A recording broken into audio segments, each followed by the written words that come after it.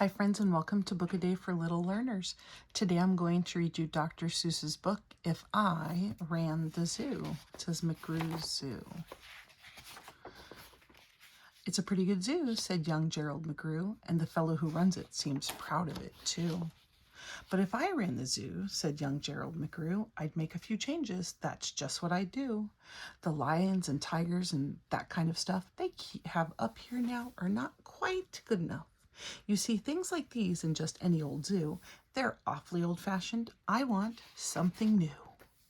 So I'd open each cage, I'd unlock every pen, let the animals go, and start over again. And somehow or other, I think I could find some beasts of a much more unusual kind. Would you want unusual animals at your zoo? A 4-footed lion's not much of a beast. The one in my zoo will have 10 feet at least. 5 legs on the left and 5 more on the right. Then people will stare and they'll say, what a sight. This zookeeper, new keeper, Gerald's quite keen. That's the gold darndest lion I have ever seen. My new zoo, McGrew Zoo, will make people talk. My new zoo, McGrew Zoo, will make people gawk at the strangest odd creatures that ever did walk. I'll get for my zoo a new sort of a hen who roosts in another hen's topknot, and then another one roosts in the topknot of his, and another one in his, and another in his, and so forth, and upward and onward, gee whiz. Would you like that? Would you like someone in your topknot? I would not enjoy that. But that's just a start. I'll do better than that. They'll see me next day in my zookeeper's hat, coming into my zoo with an elephant cat.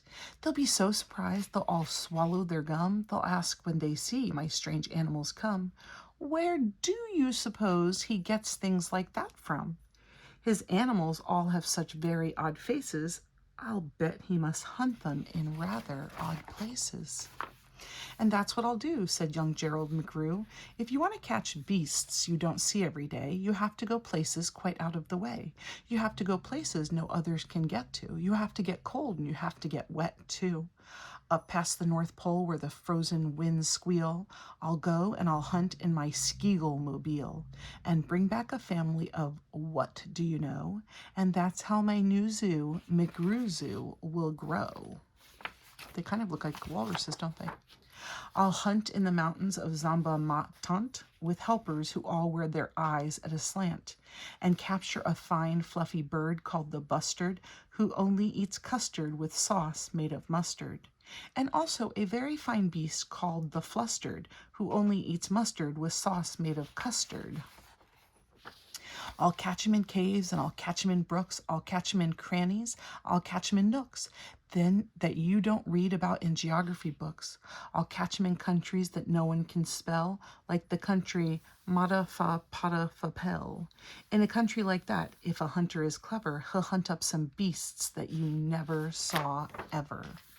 I'll load up 5 boats, 1, 2, 3, 4, 5, with a family of jotes whose feet are like cows but wear squirrel skin coats and sit down like dogs but have voices like goats, excepting they can't sing the very high notes. Then I'll go down to the wilds of Nantucket and capture a family of lunks in a bucket. Then people will say, now I like that boy heaps. His new zoo, Mr. McGrew Zoo, is helping by leaps. He captures them wild and he captures them meek. He captures them slim and he captures them sleek. What do you suppose he will capture next week? I don't think anything ordinary, friends. I'll capture one tiny, I'll capture one cute, I'll capture a deer that no hunter would shoot. A deer that's so nice he could sleep in your bed if it weren't for those horns that he has on his head. Look how extravagant his horns are. Oh my. And speaking of horns that are just a bit queer, I'll bring back a very odd family of deer. A mother, a father, 2 sisters, a brother, whose horns are connected from one to the other. Whose horns are so mixed they can't tell them apart, can't tell where they end and can't tell where they start. Each deer's mighty puzzled. He's never yet found if his horns are hers or the other way round. They're all tangled, aren't they? I'll capture them fat and I'll capture them scrawny. I'll capture a scragglefoot mulligatawny, a high-stepping animal, fast as the wind, from the blistering sands of the desert of Zend. This beast is the beast that the brave chieftains ride when they want to go fast to find some place to hide. A mulligatawny is fine for my zoo, and so is a chieftain. I'll bring one back too. In the far western part of southeast North Dakota lives a very fine animal called the iota, but I'll capture one who is even much finer in the northeastern west part of South Carolina. When people see him, they will say, "Now by thunder, this new zoo, McGrew Zoo, is really a wonder." Most beasts are quite friendly, but still, in some lands, some beasts are too dangerous to catch with bare hands. For those that are ugly and vicious and mean, I'll build a bad animal catching machine. It's rather expensive to build such a kit, but with it, a hunter can never get bit. A zoo should have bugs, so I'll capture a thwirl whose legs are snarled up in a terrible snurl. Friends, some of those are made-up words. Snurl is not a word. And then I'll go out and I'll capture some chugs, some keen shooter, mean shooter, bean shooter bugs. His books are very rhythmic. I'll go to the African island of Yurka and bring back a tizzle-top tufted mazurka, a kind of canary with quite a tall throat. His neck is so long, if he swallows an oat for breakfast the first day of April, they say, it has to go down such a very long way that it gets to his stomach the 15th of May. Oh my goodness. I'll bag a big bug who is very surprising, a feller who has a propeller for rising, and zooming around making cross-country hops from Texas to Boston with only 2 stops. Now that sort of thing for a bug is just tops. And when I've caught him, then the next thing you know, I'll go and I'll capture a wild tic-tac-toe with X's that win and with zeros that lose. He'll look mighty good in this zoo of McGrews. I'll bring back a gusset, a gherkin, a gasket, and also a gooch from the wilds of Nantasket. And 8 Persian princes will carry the basket, but what their names are, I don't know, so don't ask it. In a cave in Khartoum lives a beast called the Natch that no other hunter's been able to catch. He's hidden for years in his cave with a pout, and no one's been able to make him come out. But I'll coax him out with a wonderful meal that's cooked by my cooks in my cooker mobile. They'll fix up a dish that is just to his taste, 3 chicken croquettes made of library paste, then sprinkled with peanut shucks, pickled and spiced, then baked at 600 degrees and then iced. It's mighty hard cooking to cook up such feasts, but that's how the new zoo, McGrew Zoo, gets beasts. I'll go to the faraway mountains of Topsk, near the river of Nopsk, and I'll bring back an Opsk, a sort of a kind of a thingamabobsk, who only eats rhubarb and corn on the Kopsk. Then people will flock to my zoo in a Mopsk. McGrew, they will say, does a wonderful jobsk. He hunts with such vim, and he hunts with such vigor.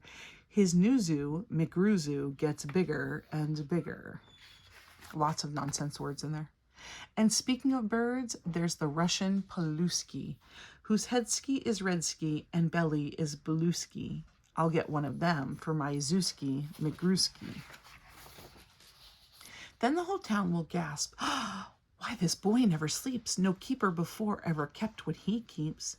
There's no telling what that young fellow will do." And then, just to show them, I'll say to Katrue and bring back an it kutch, a preep and a prue, a nurgle, a nerd, and a seersucker too. I'll hunt in the jungles of Hippo no Hungus and bring back a flock of wild Bippo no Bungus. The Bippo no Bungus from Hippo no Hungus are better than those down in Dippo no Dungus, and smarter than those out in Nippo no Nungus, and that's why I'll catch 'em in Hippo no Hungus, instead of those others in Nungus and Dungus. And people will say when they see these bips bounding, this zookeeper, new keepers, simply astounding. He travels so far that you'd think he would drop. When do you suppose this young fellow will stop? When will he stop? Well, the book's almost over, so I think he's going to stop soon. Stop? Well, I should.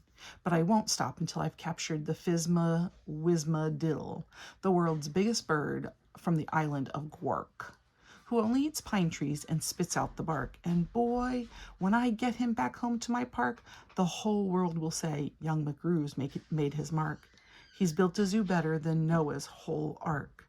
These wonderful, marvelous beasts that he chooses have made him the greatest of all the McGrewses. Like it says McGrew Zoo. Very colorful. Wow, they'll all cheer. What this zoo must be worth. It's the gall darndest zoo on the face of the earth.